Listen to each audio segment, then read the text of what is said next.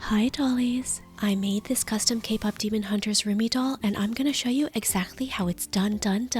I'm a professional doll designer, so I'll share my tips and tricks to making this one-of-a-kind doll. This video is part 2 of my Rumi series where I show you how to make a full custom Huntrix doll. You can find the link to my Rumi playlist in the video description. I started with this Unicorn Academy Valentina doll as the base, and I chose her because I actually designed this doll. So I know she has Asian facial features to match her character on the Unicorn Academy Netflix show. I thought her face shape and skin tone would be a good match for Rumi. My part 1 video was a full tutorial on how to reroot her hair and create Rumi's iconic braid. I used this super soft nylon hair from shimmerlocks.com in the color Metallic Hydrangea. What's special about this hair is the metallic shimmery finish, which I thought would be perfect for Rumi. Shimmerlocks offers a ton of different hair colors and styles. I've used their hair in other dolls and love the softness and quality. You can use my exclusive promo code to get 10% off. Just follow the link in my video description.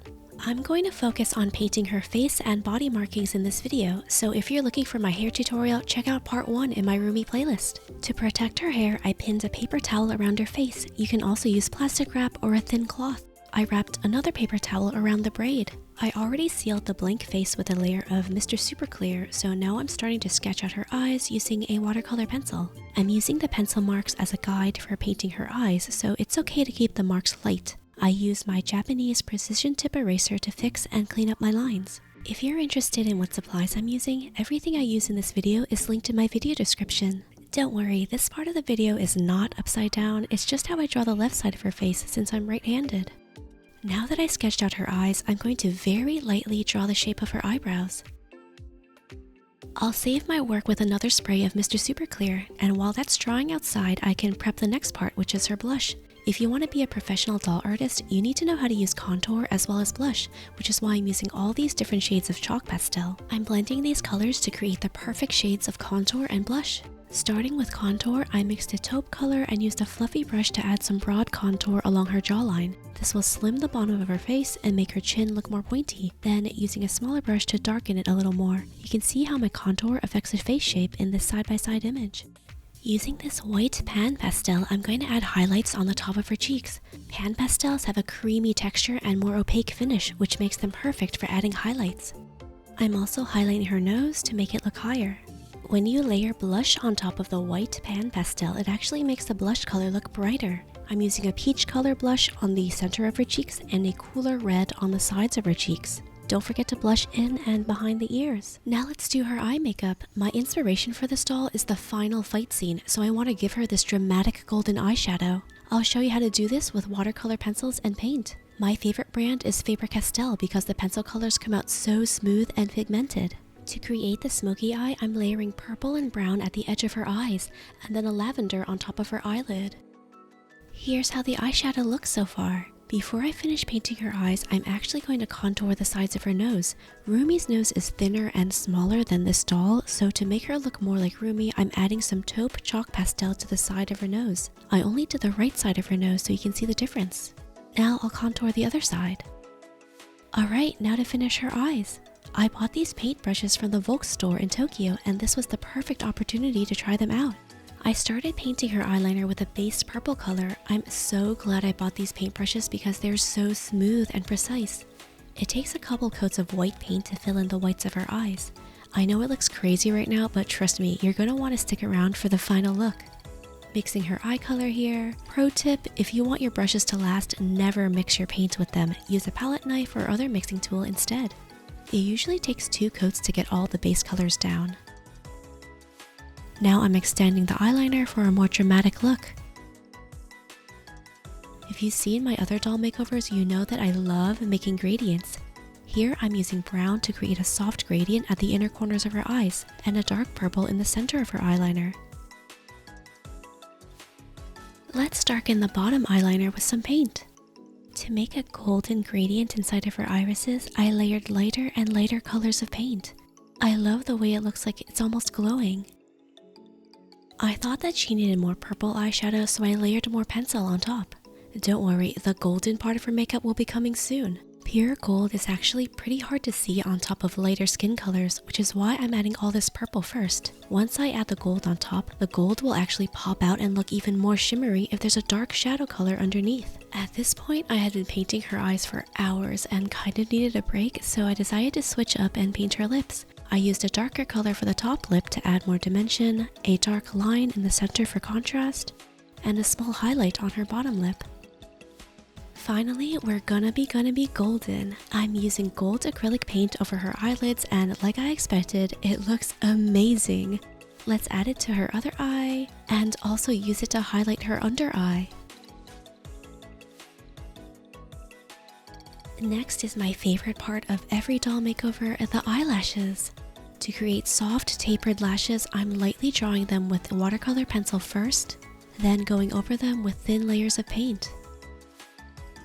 Here's a pro tip for making your eyes look more realistic. Use blue or gray to shade the whites of the eyes right underneath the eyeliner. You can see the difference it makes in the right eye that I just shaded. This will make your eyes look more three-dimensional. Now I'm going in with a darker blue.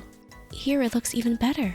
Now I'm going to do something a little different with the highlights in her eyes. In the final fight scene, there's really intense teal and magenta lights. I'm going to paint these into her eyes and hopefully it won't look crazy. I added a white dot in the middle of the pink and it actually looks good. It's really subtle, but I like that there's a pink glow around these highlights, which is exactly what I wanted. Let's finish her eyebrows. Rumi's brows are very dark and sharp, so let's darken and add some tiny hairs with my watercolor pencil to give her that freshly microbladed look. I learned this tip from watching makeup videos. You can make brows look sharper by highlighting around the tips with a white pencil. Brows are done. I still didn't feel like her nose shape matched Rumi, so I'm using a white pencil to lighten the edges of her nostrils. Sounds counterintuitive, but using this in combination with contour actually makes her nose look smaller and thinner. Check out this before and after image to see the difference. I could have stopped there, but Rumi isn't complete without her patterns. They are such a beautiful and unique part of her character. Keep watching because I'm about to show you how to make them look iridescent and glowing just like in the K-pop Demon Hunters movie. Similar to how I layered her gold makeup over dark purple eyeshadow, to make a color look like it's glowing, you need to create its shadow first. A light color without any shadow around it will just look flat. So I'm drawing the markings with a lavender pencil first, keeping my lines blurry and loose. Then I painted over my pencil markings with a pale dusty lavender. If you're trying to make something look iridescent, using a grayish purple base is a good way to start. After painting the dusty purple, I made a gradient in her markings with a lighter, bluer color, concentrating on the areas that are towards the center of her face. You can see how the bluer parts are highlighted and stand out. It looks like I painted her markings really fast, but it actually took me hours to do. Her eye makeup needs a little more gold and shine, so I mixed the shimmery gold powder with a clear acrylic medium and brushed some on her eyelids. This is my favorite gold pigment. I feel like it's way better than gold paint and it's very shimmery. To enhance her eyes, I'm also using an iridescent pink powder on her irises. So now her eyes have a slight pink shine to them. Let's take off these paper towels and see how she looks so far. Absolutely gorgeous, but if you've been battling demons all night, you probably have a few stray hairs, so let's paint these in. Her hair was a bit hard to color match because it's metallic and shiny, but I think I did a pretty good job. Now I'm finally done with her face, but she still needs her body patterns. Make sure you stay until the end to see a surprise. I'm making her body patterns the same way as her face patterns, drawing with watercolor pencil first, painting the dusty purple base color, then adding the light blue. This time, I'm concentrating the blue color in the middle of each zigzag. I'm also adding a bit of white inside each corner to highlight them more. Now that I've done her body patterns, I blushed her neck, shoulders, and hands.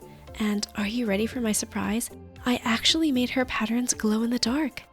I used this powder called Glowworm. It glows super bright and a little bit goes a long way. I've used this in a bunch of past art projects, including this keycap fidget. I mixed it with some clear acrylic medium and painted it over her patterns.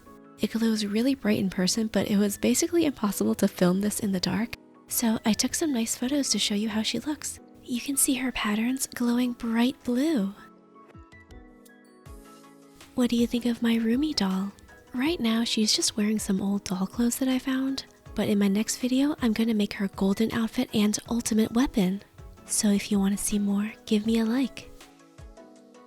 Thanks for watching, and see you next time.